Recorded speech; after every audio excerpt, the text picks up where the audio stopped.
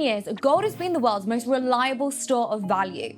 From the time of the Socrates all the way to Snapchat, the shiny yellow rock has done a great job of protecting investors' money from being inflated away. Like any asset, there is a market cycle for gold. Sometimes it's overbought, sometimes it's oversold, but in general, gold holds its value quite well. That being said, gold is far from perfect. It's difficult to transport and can be seized. Gold is not easily divisible and can be counterfeited. It also has a somewhat elastic supply. During the beginning of the pandemic, there was a dislocation in the gold market. So a dislocation is a fancy word of a really big problem. As air travel was shutting down and countries were closing their borders, gold stopped moving around the world. In some cases, people who had bought gold via futures markets couldn't even get the gold that they were legally owed. So gold is limited by real-world conditions like disruption in air travel. Gold can also be seized. For example, a lot of investors have gold stored in vaults in Singapore.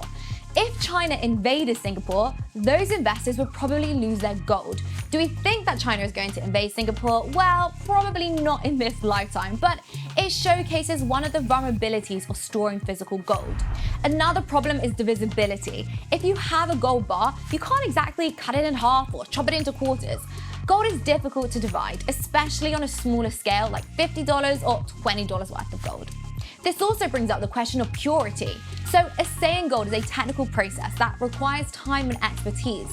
Sometimes gold is not thoroughly assayed and the results can be disastrous. For example, there have been some cases where major gold investors have found hundreds of gold bars in their possession are actually copper bars with a gold coating. The final disadvantage of gold is that it has a somewhat elastic supply. So if the gold price doubles, it would incentivize companies to open new mines. If the gold price increased times 10, it might be economical to start extracting gold from seawater. This is technically possible, although it is very expensive, but with a high enough gold price, why not? Mining gold from asteroids does sound sort of ridiculous too, but then how many people would have ever guessed that we'd be inventing self-landing rockets? So who knows? Gold supply is a little bit more elastic than investors like to let on. That brings us to Bitcoin. First off, Bitcoin is divisible down to 8 decimal places. We call these Satoshis, the smallest possible amount of Bitcoin. At current prices, one Satoshi is worth just a fraction of a cent. Also, Bitcoin isn't hindered by any real-world problems like a lack of air traffic. Throughout the pandemic and since its creation, Bitcoin has worked just fine, no matter how bad things get in the world. The Bitcoin market is up 24/7 worldwide without disruption. In terms of inflation, Bitcoin has a maximum supply of 21 million. That's it. No matter how high the price goes, there will never be more Bitcoin. There's no BTC hiding in the ocean or up on an asteroid.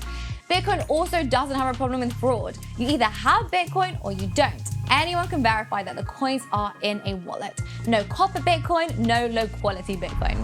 And finally, you can easily control your own Bitcoin. You don't need an expensive bank vault or a third-party storage company. All you have to do is write down your secret seed phrase, usually a 12 or 24-word mnemonic phrase or private key. And that's your key to your Bitcoin wallet. So long as you remember your phrase or have it written down somewhere safe and secure, you can burn your computer, lose your phone, and chuck all of your USB devices in the river. Because it doesn't matter. Your Bitcoin will be safe until you need it again and accessible from anywhere. If this video helped, give it a like and subscribe to the channel for more Bitcoin videos from Exodus.